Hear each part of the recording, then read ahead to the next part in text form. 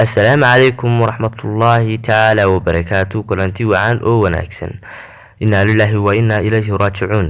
waxaa habeenkii xalay ahaa ku nafbaxay magaalada muqdisho ee caasimadda dalka Soomaaliya fanaankii weynaa Cumar Shooli marna ahaa madaalaha kooxda Hubalada Waabari.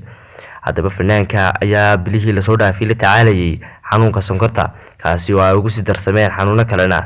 haddaba fanaanka ayaa intuu isbitaalka ku jiray waxa barnaamij ka diyaariyay TV-ga Somali Cable fanaanka oo sheegay erayo aan ku dhig lahaa iyo sidoo kalena kaga codsanayay ummadda Soomaaliyeed inay u soo duceeyaan fanaanka.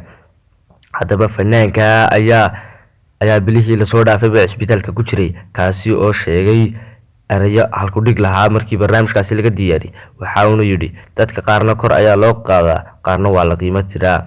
haddaba bilihii la soo dhaafay ilaa sanadihii la soo dhaafay waxa aad u geeriyoonayay fanaanintii waaweyneed kaasi oo si dabar jaraya gabi ahaanba fanka Soomaaliyeed. haddaba daawade si aad noola socoto channelka subscribe saar haddii aad nagu cusub tahay, gambaleelkana furo, videogana like saar. mahadsanid daawade.